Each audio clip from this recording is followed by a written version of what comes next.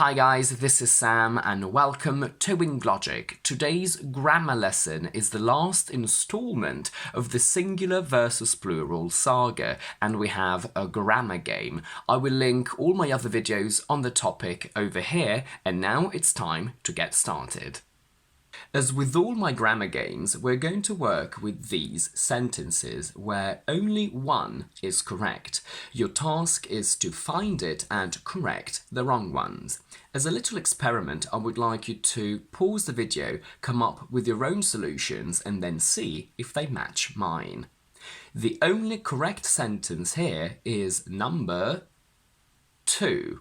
The world is full of hangers-on. Let's see why. Mother-in-laws are difficult to deal with is incorrect because the rule goes that when we add in-law to a noun, the plural goes with the noun. I have one brother-in-law and I have two brothers-in-law.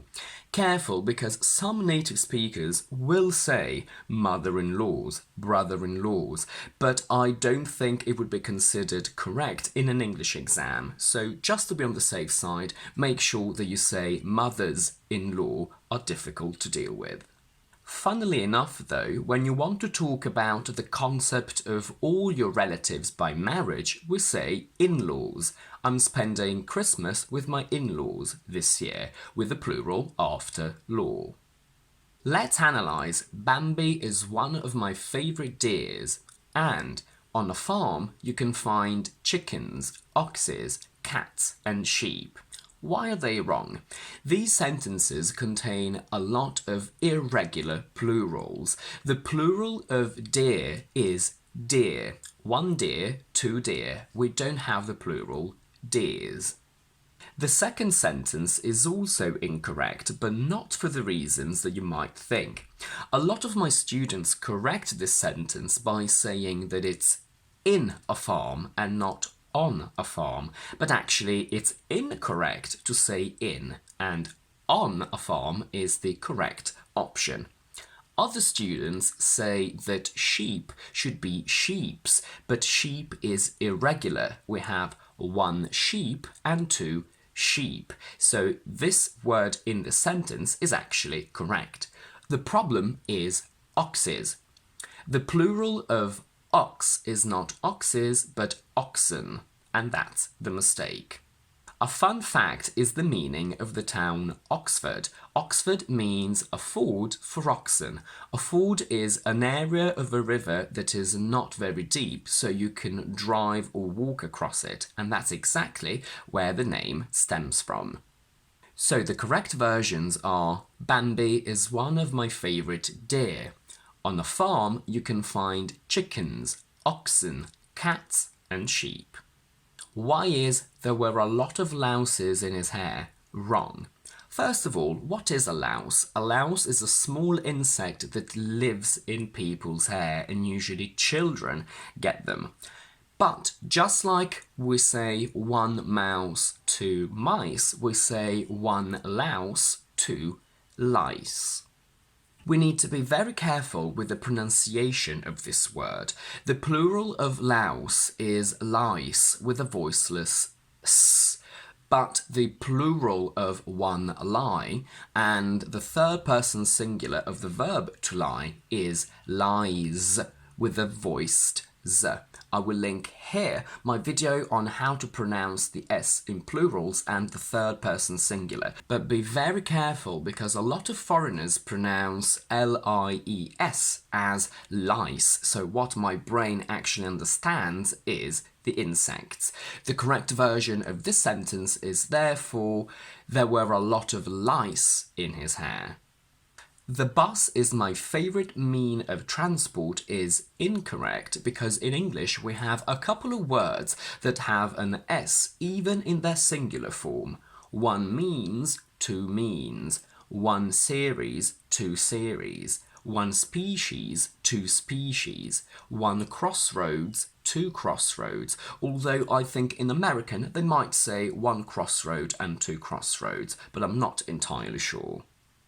Although these words don't change physically from singular to plural, they are countable. So we can say this means of transport is very good if it's one. We can also say these means of transport are very good if we're talking about more than one. The correct version of this sentence is therefore, the bus is my favourite means of transport. She gave me an incredibly useful advice is wrong because unfortunately advice is singular and uncountable, meaning that we can't say an advice, one advice, two advices and three advices. Advice never changes. Uncountable nouns are usually preceded by either nothing or some. Possibly the most common option is to simply say, I need advice, but you can also say, I need some advice. Most singular uncountable nouns can also be preceded by a piece of, I need a piece of advice. And you can also turn this into a plural, I need two pieces of advice.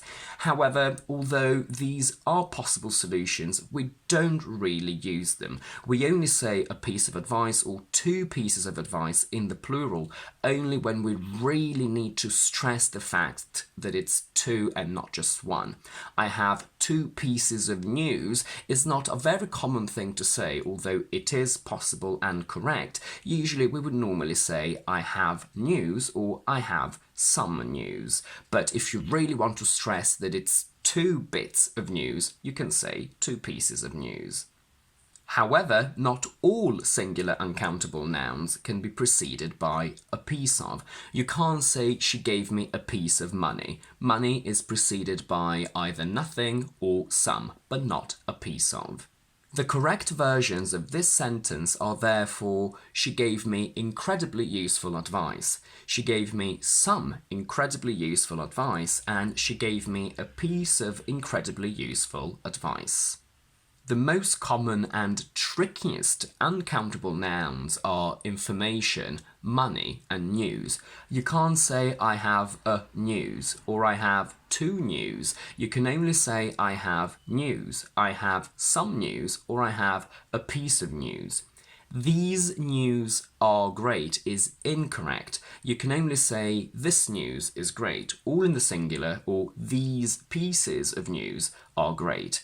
The same goes for information. You can't say I'd like an information. You have to say I'd like information, some information, or a piece of information. And now let's see why the world is full of hangers-on was correct all along. First of all, a hanger-on is a person that spends a lot of time with important and famous people as they think they can get something out of them. They can gain something from being their friends. The rule goes that when we create a noun with a noun and an adverb or preposition, the plural is on the noun. We have one hanger-on, but not two hanger-ons. We have two hangers-on. We don't have many words like this, but we do have runners-up and passers-by. And that's it for today. If you like this video, please don't forget to give it a thumbs up and to subscribe to my channel down below. And please do let me know in the comments which sentence you originally thought was correct. I will see you next Thursday and Monday with my quick vocabulary videos and next Tuesday with my explanation video.